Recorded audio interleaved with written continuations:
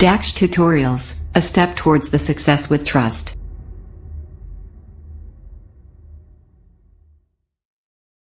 Hello students, welcome to you in your YouTube channel Dax Tutorials. Last videos में हमने आपको कक्षा 3.1 बताई थी। आज हम चलते हैं नेक्स्ट कक्षा 3.2 की ओर, लेकिन कक्षा 3.2 को समझने से पहले उससे रिलेटेड कुछ इंपॉर्टेंट कंसेप्ट को समझना होगा। इसमें हमारा फर्स्ट कंसेप्ट है ट्रिगोनोमेट्रिक फंक्शन। जैसा कि आपके चैप्टर का नाम भी ट्रिगोनोमेट्रिक फंक्शन है, तो आइए जानते हैं ट्रिगोनोमेट्रिक फंक्शन के बारे में। जैसा कि आप फिगर में देख रहे हैं, यहाँ पर एक मैंने फिगर बना रखा है जिसमें आपका एक कार्टेशियन यानी कार्टेशियन प्लेन यानी कोऑर्डिनेट एक्सिस खींचे गए हैं। जैसा कि आप जानते हैं, जो हॉरिजॉन्टल लाइन होती है उसको हम एक्स एक्सिस कहते हैं और वर्टिकल लाइन होती है उसको हम वाई एक्सिस कहते हैं। इन दोनों का जो इंटरसेक्टिंग पॉइंट होता है उसको हम क्या कहते हैं, ओरिजिन कहते हैं। यहाँ पर एक सर्किल भी देख रहे हैं, जी हाँ, यहाँ पर एक सर्किल खींचा गया है जो एक यूनिट सर्किल कहलाता है। अब ये हम समझाएंगे यूनिट सर्किल क्या होता है। देखते हैं, मान लीजिए ये कोई आपका ओरिजिन है और ओरिजिन को सेंटर मान करके एक हमने यूनिट सर्किल खींचा है। यूनिट सर्किल क्या होता है, वो सर्किल जिसकी रेडियस 1 यूनिट होती है, चाहे वो 1 सेंटीमीटर हो, 1 मीटर हो या 1 मिलीमीटर, या कोई भी यूनिट का 1 यूनिट होनी चाहिए उसमें। दैट इज हमारा एक यूनिट सर्किल हो जाता है। अब मान लीजिए कोई point P, let point P B यानी point let P A, B, इसके कोऑर्डिनेट A, B है।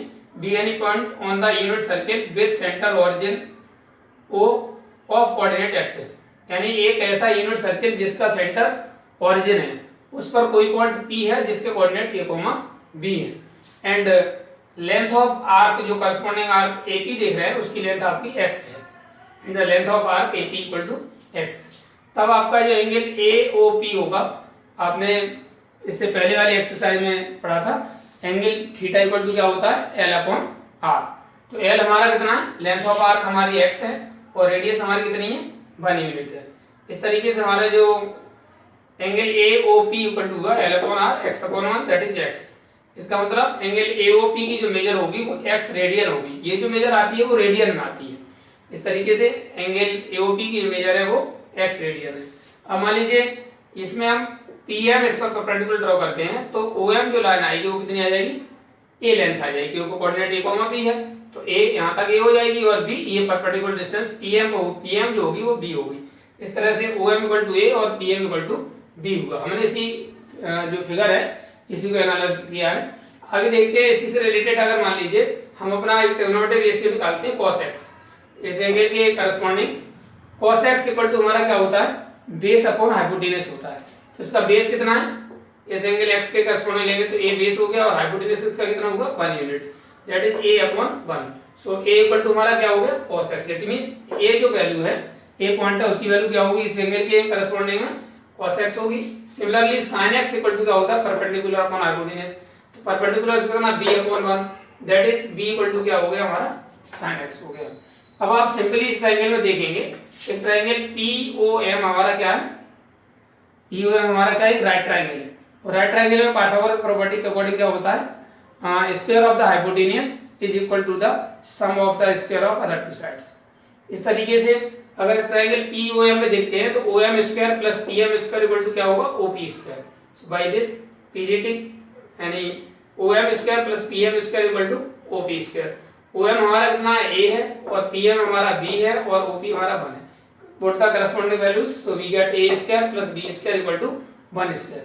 1 का स्क्वायर 1 होता है, that's why A square plus B square equal to 1। अब A आप पहले से फाइंड कर चुके हैं, क्या है, cos x है, that is it is cos square x, and B क्या है, sin x, sin square x, that is cos square x plus sin square x equal to 1 for all values of A, B, for all value of A, B, that is हमेशा यानी cos square x और sin square x की value कोई circle पर कहीं पर भी आप मेजर करेंगे तो हमेशा sin स्क्वायर x और cos स्क्वायर इक्वल टू का सम हमेशा 1 होगा। इस तरीके से ये हम पिछली क्लास 10th में भी सीखा था, एक आइडेंटिटी के रूप में sin square a plus cos square equal to 1। इसके बाद हम नेक्स्ट आगे बढ़ते हैं। आप जानते हो मेजर ऑफ 1 कंप्लीट रिवॉल्यूशन, अगर हम इसका पूरा कंप्लीट एक चक्कर दें, अगर P से स्टार्ट करके P तक आते हैं लौट करके, तो ये कंप्लीट रिवॉल्यूशन हो जाता है। और कंप्लीट रिवॉल्यूशन मीन्स एक सर्किल हो जाता है, और एक सर्किल की मेजर क्या होती है, 2 पाई होती है। रेडियन मेजर कितना होता है, जब हमने इससे पहले एक्सरसाइज में डिस्कस किया था, तो एक सर्किल की जो मेजर होती है वो 2 पाई होती है। इस तरह अगर मान लीजिए पूरे सर्किल की मेजर 2 पाई है, तो ये जो आप क्वाड्रेंट देख रहे हैं, क्वाड्रेंट हमारा क्या होगा, ये इस सर्किल को 4 इक्वल पार्ट में डिवाइड करता है। तो ईच पार्ट अगर मान लीजिए पूरी मेजर 2 पाई है, तो एक पार्ट जो एक क्वाड्रेंट है उसकी मेजर कितनी हो जाएगी, 2 पाई अपॉन 4। 2 पाई अपॉन 4 मतलब that's by pi by 2। So angle AOB अगर आप मेजर करते हैं तो कितना होगा, पाई बाई 2 होगा। और AOC की तरफ आप बढ़ते हैं तो पाई बाई 2 ये और पाई बाई 2 ये, that is 2 pi by 2, that is pi. तो ये AOC हमारा पूरा कितना हो जाएगा, स्ट्रेट लाइन, और इसकी मेजर हो जाएगी पाई। इसके बाद अगर हम और आगे बढ़ते हैं रोटेशनल पॉजिटिव डायरेक्शन में, तो AOD जो होगी वो हमारी कितनी हो जाएगी, पाई by 2 pi by 2 pi by 2, 3 pi by 2 हो जाएगी। आप देख रहे हैं पाई बाई 2 को लिख सकते हैं 1 इंटू पाई बाई 2, पाई को लिख सकते हैं 2 इंटू पाई बाई 2, और 3 पाई बाई 2 लिख सकते हैं 3 इंटू पाई बाई 2। ठीक है, ऐसे और आगे बढ़ते हैं तो 4 इंटू पाई बाई 2 हो जाएगा। इस तरह से आप देख रहे हैं ये सभी जो एंगल हैं AOB, AOC, AOD, ये सभी क्या है, integral multiple of pi by 2 है। पाई बाई 2 के सभी इंटीग्रल मल्टीपल का मतलब है जिन्हें कॉन्स्टिट्यूटिव इंटीजर से मल्टीपल किया गया। जैसे पहले 1 का मल्टीपल है, पाई बाई 2 बन जा, पाई बाई 2 2 जा, पाई बाई 2 3 जा, ये सभी पाई बाई 2 के इंटीग्रल मल्टीपल कहलाते हैं। इस तरीके से इन एंगल्स को हम क्या कहते हैं, क्वाड्रेंटल एंगल कहा जाता है। So we have written here hence all angles which are the integral multiple of pi by 2। इन सभी एंगल को हम क्या कहते हैं, वो सभी एंगल जो पाई बाई 2 के इंटीग्रल मल्टीपल्स होते हैं, इनको हम क्या कहते हैं, क्वाड्रेंटल एंगल कहलाते हैं। यानी ये जो एंगल हमारा AOB, AOC, AOD, ये सभी जो एंगल्स हैं, इन सब एंगल्स को हम क्या कहते हैं, क्वाड्रेंटल एंगल कहते हैं। आफ्टर दैट, अभी हमने इससे पहले डिस्कस किया था, उसमें ये देखा कि जो हमारा A इस पॉइंट P पर जो कोऑर्डिनेट A, B है, तो A की वैल्यू जो आती है वो cos x आती है, और B की वैल्यू आती है वो sin x आती है। इस तरीके से हम ये कह सकते हैं, इस यूनिट सर्किल पर कहीं पर भी कोई एक पॉइंट लिया जाए, उसका जो फर्स्ट यानी जो एब्सिसा होगा दैट इज cos x होगा, यानी cos टेग्नोमेट्रिक रेशियो में होगा, और जो ऑर्डिनेट होगा वो sin टेग्नोमेट्रिक रेशियो में होगा। इस तरह से A हमारा हो गया cos x और B हो गया हमारा sin x at the angle of x। हमने लिया since A, B equal to cos x, sin x। अब आप इससे हम डिस्कस ये करते हैं कि मान लीजिए ये हमारा जो यूनिट सर्किल है, जहां पर पॉइंट पर ये इंटरसेक्ट कर रहा है, एक्सिस को इंटरसेक्ट करते हैं, जहां पर A पॉइंट, B, C और D पॉइंट पर। अगर हम पॉइंट A के बारे में डिस्कस करते हैं, तो पॉइंट A के जो कोऑर्डिनेट होंगे वो क्या होंगे, क्योंकि ये यूनिट सर्किल है तो यहाँ OA जो लेंथ होगी 1 यूनिट होगी, तो यहाँ जो A पॉइंट का कोऑर्डिनेट होगा दैट इज 1, 0। अगर हम B पॉइंट की बात करते हैं तो इसका कोऑर्डिनेट होगा 0, 1। इसके बाद C पॉइंट की बात करते हैं तो -1, 0, और D पॉइंट की बात करते हैं तो 0, -1। ये हमारे यूनिट सर्कल पर पॉइंट A, B, C और D के कोऑर्डिनेट हुए। अगर इसके करस्पॉन्डेंस में हम डिस्कस करते हैं, मान लीजिए पॉइंट A जिसके कोऑर्डिनेट 1, 0 है, आप पहले बता चुके हैं जो फर्स्ट पॉइंट है वो क्या होता है, cos x होता है, और दूसरा पॉइंट होता है वो sin x होता है। इस तरीके से इसका जो फर्स्ट वैल्यू है वो cos 0 की, क्योंकि पॉइंट A की बात कर रहे हैं, A पॉइंट पर जो हमारे रोटेशनल लाइन होगी, जो इस तरीके से रोटेशनल लाइन मूव कर रही है इस तरीके से, जैसे हमने कल आपको बताया था, इससे पहले वाले वीडियो में डिस्कस किया था। तो ये जो इस समय यहाँ जो रोटेशनल लाइन होगी वो x एक्सिस के साथ 0 डिग्री एंगल बनाएगी, राइट। यानी यहाँ पर जो x की वैल्यू होगी, एंगल x की वैल्यू वो क्या होगी, 0 होगी। इस तरीके से हमारा जो ये पॉइंट है, पॉइंट A, वहां पर x की वैल्यू है वो क्या होगा, 0 डिग्री होगी। इस तरीके से हमारा cos x की जगह x क्या आ जाएगा, फिर यहाँ 0 आ जाएगा, दैट इज cos 0 की जो वैल्यू होगी वो क्या होगी, हमारी 1 होगी। इस तरह से sin 0 की वैल्यू क्या होगी, हमारी 0 हो जाएगी। अब पॉइंट B के बारे में सोचते हैं। B में आप देख रहे हैं ये आपका 0, 1 है, तो 0 हमारा क्या होता है cos। इस पॉइंट B पर ये आप देखते हैं एक क्वाड्रेंट एंगल है, और ये क्वाड्रेंट एंगल है, क्वाड्रेंटल एंगल की वैल्यू कितनी होती है, पाई बाई 2 होती है। तो इस तरह से एंगल AOB की जो मेजर है वो कितनी है, पाई बाई 2। इस तरह से हम ये कह सकते हैं यहाँ पॉइंट B पर जो x की वैल्यू होगी वो कितनी होगी, पाई बाई 2 होगी। इस तरीके से पॉइंट 0, 1 के लिए cos पाई बाई 2 की वैल्यू क्या है आपकी, 0 होगी, और sin पाई बाई 2 की वैल्यू क्या होगी, वो 1 होगी। इसके बाद आगे बढ़ते हैं पॉइंट सी की ओर। यहाँ पर आप देखेंगे ये पूरा हाफ सर्किल हो चुका है, और हाफ सर्किल की जो मेजर रेडियन मेजर होती है वो क्या होती है, पाई होती है।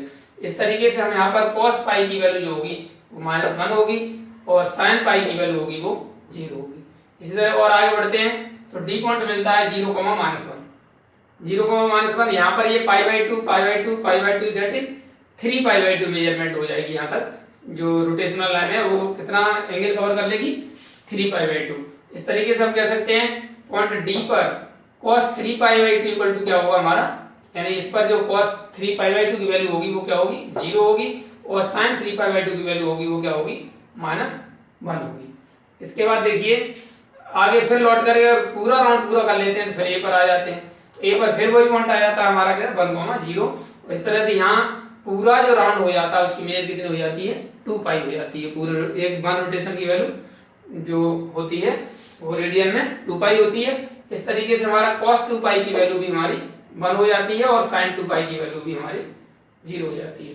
ये इस डिस्कशन से, इस पैटर्न से हम क्या फाइंड करते हैं हम देखेंगे। After a complete revolution we come at the same point, thus यानी किसी भी पॉइंट से आप स्टार्ट करें। यहाँ पॉइंट पी के बारे में सोचते हैं, अगर एक पूरा कंप्लीट चक्कर कर लेते हैं तो ये इसकी जो वैल्यू होगी वो कितना होगी, 2π + x होगी, राइट। यानी पूरा वैल्यू हम आ जाते हैं तो 2π आ जाते हैं। मान लीजिए यहाँ से स्टार्ट हुए, ये पूरा यहाँ से चलते चलते चलते चलते यहाँ तक 2π हो गया, और यहाँ तक अगर मेजर पी पॉइंट की बात करते हैं एंगल की तो कितनी वैल्यू होगी यहाँ पर, 2π + x होगी। फिर दूसरा चक्कर लगा दें तो 3 यानी 2π फिर हो जाएगा तो 4π + 6 हो जाएगी। ओके, इस तरीके से हमारा एक चक्कर जो है 2π हो जाता है, दूसरा चक्कर है 4π, फिर 6π। इसी तरीके से एक राउंड में इस तरीके से हमें पता चलता है कि sin 2nπ + x = sin x होगा। जैसा कि आप देख रहे हैं हम उसी पॉइंट पर आ जाते हैं, जैसा कि आप देख रहे हैं पहले 0 लिया था हमने, 0 पर हमारा कितना हुआ, वही वैल्यू हुई 1 हुई, और दोबारा से फिर हम लौट करके फिर 2π चले तब भी वैल्यू हमारी कितनी हुई, 1 हुई। यानी जहां वैल्यू पहले sin 0 के लिए थी वही वैल्यू sin 2π के लिए भी है। sin 0 के लिए वैल्यू 0 थी और sin 2π के लिए भी वैल्यू 0। इसका मतलब sin 0 और 2π सेम मीन्स है। एक ही पॉइंट अगर मान लीजिए ये पॉइंट एंगल x शो करता है तो यहाँ पर हमारा क्या आएगा, लौट के फिर sin x हो जाएगा, और फिर लौट के आएगा तो 2π + sin x हो जाएगा, 2π + x हो जाएगा, sin 2π + x। ऐसे दोबारा चलते हैं तो 4π + x हो जाएगा। इस तरीके से हमने ये पाया कि जितने भी चक्कर हम लगाएंगे यहाँ पर तो हमारा कितना हो जाएगा, उतने चक्कर 2π के टर्म में बढ़ते चले जाएंगे, where n is the number of यानी इंटीजर्स होंगे। इस तरीके से ये डायरेक्शन सिर्फ पॉजिटिव नहीं, नेगेटिव डायरेक्शन में भी यही फॉलो करेगा। इस तरीके से हमारा जो होगा sin x sin 2nπ + x = sin x होगा, और cos 2nπ + x = cos x, यानी उसी पॉइंट पर हम लौट के हम आ जाते हैं, इसलिए हमारा क्या होगा, cos x हो जाएगा। और इस तरीके से यहाँ पर n क्या है हमारा, z इंटीजर है। इंटीजर मतलब कोई भी नेगेटिव भी हो सकता है और पॉजिटिव भी हो सकता है। इसके बाद आगे डिस्कस करते हैं। मान लीजिए sin x = 0 है, 0 किस किस वैल्यू पर sin की वैल्यू 0 होती है, एक 0 पर 0 हो रहा था, sin π पर 0 हो रहा था, 2π पर 0 हो रहा था। यानी sin x की वैल्यू 0 कब होती है, जब x की वैल्यू 0 हो, पाई हो और 2π हो। यानी sin x इस फंक्शन की वैल्यू 0 कब है, देखिए यहाँ 0 है, यहाँ 0 है और यहाँ 0 है। इस कंडीशन में एंगल क्या है, अगर आप देख रहे हैं फर्स्ट ए पर आपका 0, ए पर x की वैल्यू कितनी है, 0 है, यहाँ पर भी आपका 0 है, उसकी वैल्यू यहाँ पर सॉरी ये सी पर यहाँ कितना है, पाई है, और फिर लौट के आते हैं तो फिर यहाँ पर भी 0 होता है, तो sin 2π की वैल्यू भी हमारी 0 होती है। इस तरह से ये sin की वैल्यू 0 कब कब होती है, जब हमारी x की वैल्यू 0 हो, पाई हो या 2π हो। So we have written since sin x = 0 if x = 0, pi and 2π. This is the integral multiple of pi. यानी pi इंटीग्रल मतलब 0 से मल्टीपल कर दें तो pi 0 हो जाएगा, और जब हमारा pi 1 से मल्टीपल कर रहे हैं pi, फिर 2 से मल्टीपल कर रहे हैं 2π, 3 से मल्टीपल 3π, यानी pi के साथ इंटीग्रल मल्टीपल जो होगा that is represent the value of sin x = 0. And for the cos 0 के लिए आप देखेंगे cos की वैल्यू कब कब 0 होती है, एक तो π/2 पर 0 होती है, 3π/2 पे 0 होती है। यानी π/2 और 3π/2 में सिर्फ जो डिफरेंस है वो क्या है, 2π/2 का अंतर है, ठीक है। यानी पहले π/2 1 ऑड नंबर π/2 हो गया, 1π/2, 3π/2, अगला हम करेंगे तो 5π/2। अब 1 भी ऑड है, 3 भी ऑड है और इसके आगे चलेंगे तो 5 भी ऑड होगा। इस तरीके से cos x equal to 0 if x equal to pi by 2 हो plus minus pi by 2 3 pi by 2 यानी 1 फिर 3 फिर 5 ये सभी क्या है ऑड नंबर्स हैं। सो इसका मतलब x की वैल्यू क्या हो odd integral multiple of the pi by 2 यानी जो पाई का जो मल्टीपल होगा यानी पाई जो एंगल होगा वो odd integral of pi by 2 होगा यानी मल्टीपल कह सकते हैं multiple of odd integer with pi by 2। इसके बाद इस तरह से आप sin x इक्वल टू 0 हमारा क्या हुआ sin x equal to 0 if x equal to n pi n हमारा क्या है यहाँ पर एक इंटीजर है और cos x इक्वल टू 0 होगा if x equal to 2n plus 1 pi 2n plus 1 is the क्या है हमारा एक ऑड नंबर है यानी odd number integral multiple of odd number यानी odd integral multiple of pi by 2 आप कह सकते हैं। तो इस तरह से यहाँ पर जो हमारा cos x 0 कब होगा जब हमारा जो पाई बाई 2 की मल्टीपल में क्या आएगा ऑड नंबर जैसे 1 पाई बाई 2 आ जाए 3 पाई बाई 2 आ जाए 5 पाई बाई 2 आ जाए 7 पाई बाई 2 आ जाए कोई भी होगा उसकी वैल्यू हमेशा 0 होगी। इस तरीके से sin 0 कब होगा जब हमारा पाई के टर्म में इंटीग्रल मल्टीपल होगा जैसे 0 sin 0 की वैल्यू 0 होगी 1 रख देंगे तो 1 पाई की वैल्यू भी 0 होगी माइनस पाई रख देंगे तब भी 0 होगी और प्लस 2 पाई रख देंगे तब भी 0 होगी sine plus 2 pi sine minus का 2 पाई होगा तब भी हमारी उसकी वैल्यू 0 होगी वेयर n इज द क्या है हमारा एक इंटीजर है।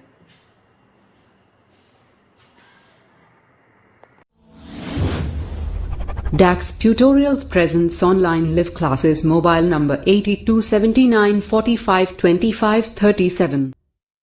आफ्टर दैट जैसा कि अभी हमने डिस्कस किया था हमारा sin x और cos x को लेकर के sin x equal to 0 when x is equal to n pi और cos x equal to 0 when x equal to 2n plus 1 pi by 2। इस तरह की कंडीशन जब होती है तो हमारा sin x 0 होता है और cos x 0 होता है। इसी बेस पर हम अदर ट्रिग्नोमेट्रिक रेशियो को भी डिफाइन करते हैं जैसा कि आप जानते हैं tan x इक्वल टू क्या होता है पिछली क्लास में सीख चुके हैं sin x upon cos x। तो sin x upon cos x ये फलन तभी हमारा डिफाइन होगा जब cos x की वैल्यू 0 नहीं होगी राइट और cos हमारा 0 कब होता है जब x की वैल्यू इस टर्म में होती है। इट मींस x जो है वो इस फंक्शन में नहीं हो बाकी ये सभी टर्म के लिए सभी वैल्यू रियल वैल्यूज के लिए क्या होगा हमारा डिफाइन होगा but x is not equal to 2n plus 1 pi by 2 यानी 2n प्लस 1 पाई बाई 2 की फॉर्म का कभी भी आएगा तो cos x की वैल्यू 0 हो जाएगी और 0 होने पर ये फंक्शन हमारा डिफाइन नहीं होगा। तो it is define for only when x is not equal to 2n plus 1 pi by 2 यानी x की जो हमारा एंगल है वो 2n प्लस 1 पाई बाई 2 की फॉर्म में नहीं होगा तब ये हमारा फलन हमेशा जो फंक्शन है वो डिफाइन होगा। इसी तरह से cot x इक्वल टू हमारा होता है cos x upon sin x और sin x डिफाइन होता है हमारा sin x of n x equal to n pi के लिए हमारा sin x की वैल्यू क्या होती है 0 होती है। इसका मतलब अगर sin x की वैल्यू 0 हुई तो ये फलन डिफाइन नहीं होगा और 0 कब होगी जब x की वैल्यू n पाई के टर्म में होगी n पाई कंडीशन में होगी। इसका मतलब x की value n is not equal to n pi यानी n पाई नहीं होनी चाहिए तो ये फंक्शन हमारा कैसा होगा डिफाइन हो जाएगा। सेम एज हमारा sec x इक्वल टू आप जानते हैं 1 अपॉन cos x होता है तो ये भी फंक्शन डिफाइन होगा जब x is not equal to 2n क्योंकि cos x 0 होगा तो डिफाइन होगा नहीं और cos x 0 होता है 2n प्लस 1 पाई बाई 2 के लिए। इसका मतलब x की value is not equal to 2n plus 1 pi by 2 होगी तब ये फंक्शन हमारा डिफाइन हो जाएगा। इसी तरीके से cos x हमारा क्या है cos x equal to 1 upon sin x होता है but x is not equal to n pi लेकिन x कैसा होना चाहिए n पाई के टर्म में नहीं होना चाहिए क्योंकि sin n पाई x की जगह n पाई होने पर ये वैल्यू क्या आ जाती है sin x की वैल्यू 0 हो जाती है और 0 होने पर डिफाइन नहीं होगा that is cos x equal to 1 upon sin x and if x is not equal to n pi where n is an integers. ये सभी n क्या है हमारे इंटीजर्स हैं इंटीजर्स सभी इंटीजर्स के लिए डिफाइन होगा और according to given conditions and as we know that हमने आगे एक कांसेप्ट जोड़ा है we know that sin square x plus cos square x equal to 1 होता है ये हम प्री क्लास में भी सीख चुके हैं। इससे रिलेटेड अगर हम इसे पूरे इक्वेशन में cos स्क्वायर x से डिवाइड कर दें तो sin square upon cos square हो जाएगा cos स्क्वायर कट जाएगा और 1 अपन cos स्क्वायर x आ जाएगा तो sin स्क्वायर का बन जाएगा tan स्क्वायर x यहाँ आ जाएगा 1 that is we get another identity 1 plus tan square equal to sec square x। ऐसे ही अगर इसमें sin स्क्वायर x से डिवाइड करते हैं तो मिलता है 1 plus cot square equal to cosec square x where x is a real number. After that, our next concept is that trigonometric ratio for some specific angles, यानी कुछ विशिष्ट कोणों के लिए, विशिष्ट एंगल्स के लिए हम trigonometric रेशियो फाइंड करते हैं। जैसे हमने यहाँ कुछ विशिष्ट एंगल लिए 0, π/6, π/4, π/3, π/2, 2π/3, 3π/4, 5π/6, π, 3π/2 और 2π। इसमें हम इसकी वैल्यू फाइंड करने के लिए क्या करते हैं, इसमें साइन वाले लाइन में हम 0, 1, 2, 3, 4 तक लिख लेते हैं और सभी में 4 से डिवाइड कर देते हैं, राइट। आफ्टर दैट हम इन सब का स्क्वायर रूट ले लेते हैं।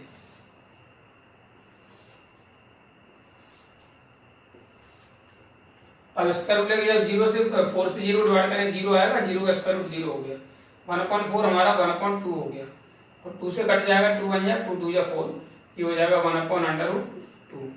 इसके बाद ये हमारा √3/2 और ये 4 से 4 कट गया तो हो गया 1। और उसके लिए इसे रिवर्स करके इधर लिख देते हैं 1 और ये हमारा √3/2, ये 1/√2, ये 1/2 और फिर ये हमारा 0। tan x इक्वल टू क्या होता है हमारा sin x/cos x, that is 0/1, that is 0। इसे डिवाइड करेंगे तो कितना हो जाएगा 1/√3, इसे पूरा कट जाएगा तो 1 आ जाएगा, फिर 2 से 2 कटेगा तो हो जाएगा √3 और 0 से डिवाइड करेंगे तो हो जाएगा इनफाइनाइट। इसके बाद आगे वैल्यू लिखने के लिए हम क्या करते हैं, इस वैल्यू जो π/2 वाली वैल्यू को हाइड कर लेते हैं, इनसे रिवर्स दोबारा से लिख देते हैं। जैसे ये 3/2 है, 3π/3 √3/2 है तो यहाँ लिख देंगे √3/2, फिर लिखेंगे 1/√2, फिर लिखेंगे 1/2 और फिर लिखेंगे हम यहाँ पर 0। इसके बाद दूसरे ऐसे ही cos का ये वाले छोड़ करके हम cos का क्या लिखेंगे 1/2, 1/√2, फिर √3/2 और फिर हमारा 1। इसी तरह से tan को भी हम लिख सकते हैं या डिवाइड करके भी लिख सकते हैं, एक ही बात है।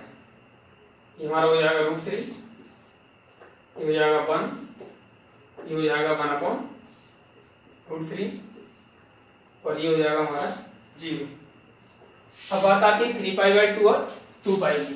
तो 3π/2 में हमारा क्या होगा, यानी 3π/2 जो हमने अभी फिगर बनाया था उसमें जो point A, B, C, D जो पॉइंट आ रहा था वहां पर, यानी थर्ड क्वाड्रेंट के लास्ट में जो पॉइंट हमारा y एक्सिस जहाँ पर आता है, यूनिट सर्कल जहाँ काटता है वो पॉइंट D है और उसके कोऑर्डिनेट क्या होते हैं हमारे 0, -1, यानी cos की वैल्यू होगी 0 और sin की वैल्यू होगी -1।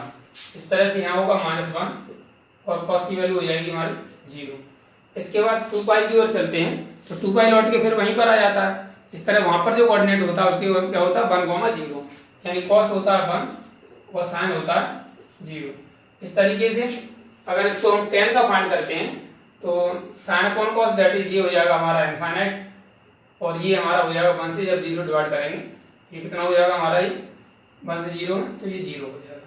इस तरीके से अदर ट्रिग्नोमेट्रिक रेशियो भी हम फाइंड कर सकते हैं, जैसे हमें sin x, cos x और tan x के सभी लिख दिए। इसके बाद अदर ट्रिग्नोमेट्रिक रेशियो भी, जैसे हमें अभी sec x का निकालना है तो sec क्या होता है 1/cos x, यानी cos x के सभी इनवर्स कर दीजिए तो sec x क्या आ जाएंगे। और दूसरी बात इसमें हमने अभी जो रह गया है दूसरे क्वाड्रेंट में हमारा क्या होता है, सिर्फ साइन पॉजिटिव होता है और बाकी सब नेगेटिव होते हैं, यानी इस साइन cos tan में साइन पॉजिटिव होता है, cos और tan नेगेटिव होते हैं। या हम ये कह सकते हैं साइन और कोसेक, साइन का इनवर्स कोसेक होता है तो साइन और कोसेक पॉजिटिव होंगे, बाकी सब नेगेटिव होंगे। इस तरीके से यहाँ पर साइन वाली वैल्यू पॉजिटिव होगी यहाँ पर, यहाँ हमारे सेकंड क्वाड्रेंट पर, और ये सब वैल्यू हमारी कैसी होंगी, नेगेटिव होंगी। 0 हमारा नेगेटिव होता है और पॉजिटिव होता है, इस तरह से ये वैल्यू हमारी होती है। और अदर ट्रिग्नोमेट्रिक रेशियो निकालने के लिए हम इसके इनवर्स फंक्शन का यूज कर लेते हैं। जैसे हमें सेक का निकालना है तो 1/cos कर लेंगे, कोसेक का निकालना है तो 1/sin कर लेंगे और कॉट का निकालना है तो 1/tan कर लेंगे। इस तरह से आज की वीडियो में इतना ही। उम्मीद है आपको वीडियो पसंद आई होगी। जिन छात्रों ने अब तक चैनल सब्सक्राइब नहीं किया वो चैनल सब्सक्राइब करें, वीडियो को लाइक और शेयर करें। Thank you for watching the video.